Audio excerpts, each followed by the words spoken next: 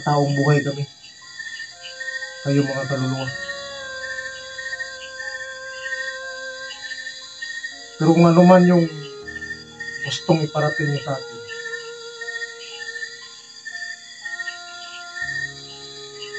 dito na lang kay Dante.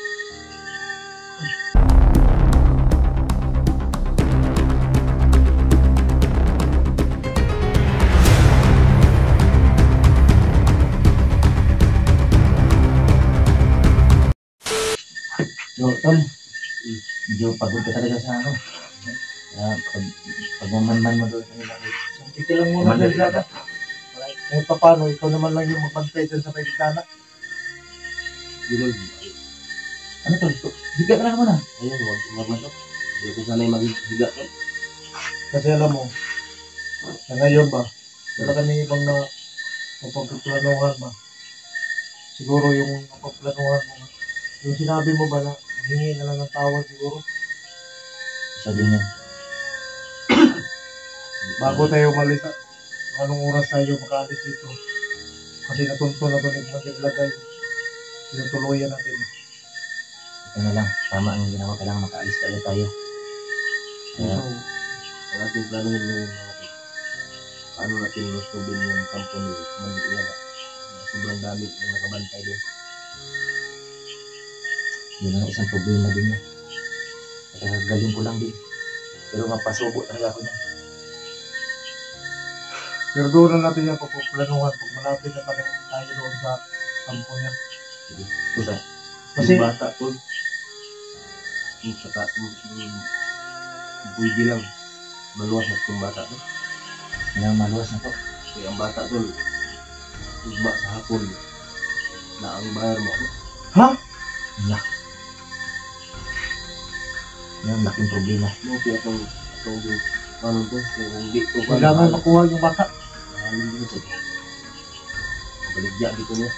Albahan si tayo tol. Kami niya kayo dito pa lang. Doon tol. Ayaw tol. Huwag ayaw. Ay pagpadalas-dalas. Ay bala. Kung ako matulog. Puno ko mag-ain ko. Puno. Di na ko nila. Kung padalas-dalas. Ay mahirap tol. Alam mo, tama lang yung ginawa mo na hindi ka sa padalos-dalos kasi pag nalaman na kung hindi nalaman na natin yung kampo niya, mabulabog yun.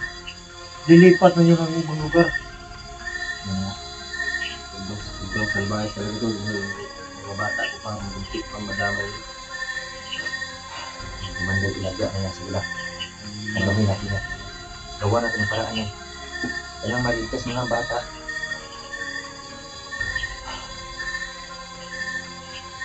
So ito. Itong bahay na ito.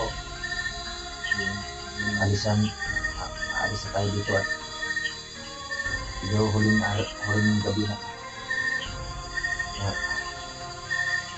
Lahat naman ng paparamdam.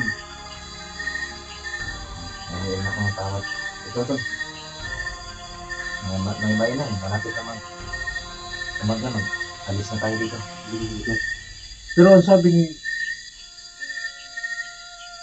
Pisoy,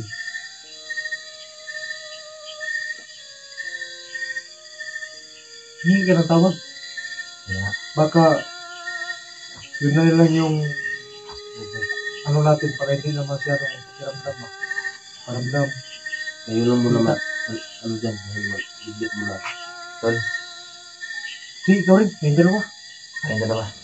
Kasi sa atin nagparamdam eh. So, ako muna. Sa lahat naman dito na nakatira. Kung meron naman nangyari sa inyo dito, sana matahimik na kayo at yung sa aking paghahamon kanina, humingi lang ako ng paumanhin, patawad pa po sa inyo. Dahil hindi ko na yung naramdaman ko kanina eh. Medyo nagkakaroon na rin akong takot. Sana maintindihan nyo. Kaya salamat din na dito kami na mamahinga. Kung nadisturbo kayo, patawad po. Sana hindi na kayo gumagambala sa amin. Bigyan nyo kami ng medyo matiwasay na pag-iisip din na hindi na kayo manggulo sa amin. Patawad po talaga sa inyo kung narinig nyo kami. So, yun naman po at sana hindi nyo kami guguluhin na. Maraming salamat din sa sa pagtira namin dito. Maawa kayo, huwag patawarin niyo po ako.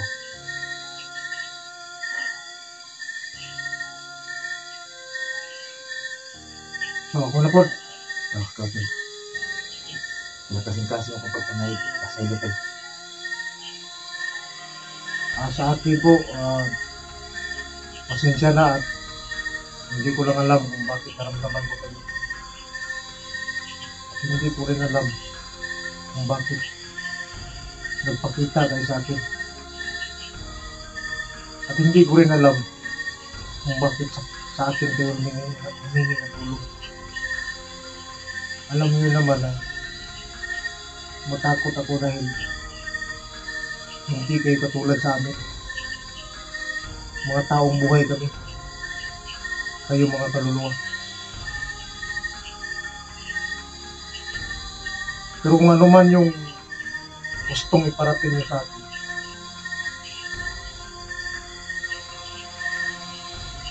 dito na lang kay Dante. Dito na lang kay Dante. Ito na lang po mga sa lahat ng dito dito pa kayo. Paramdam sa amin. Siguro sa ibang tao naman din siguro kayo mangingi ng tulong para sa justisya na ano ba talaga? Huwag lang din sa akin din. Marami pa kaming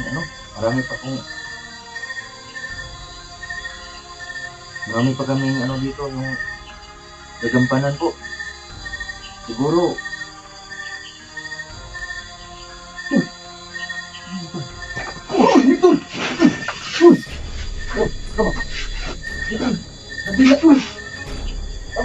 Ano yun, Tol? Kutsil po natin, Tol! Tol! Tol! Dali! Dali!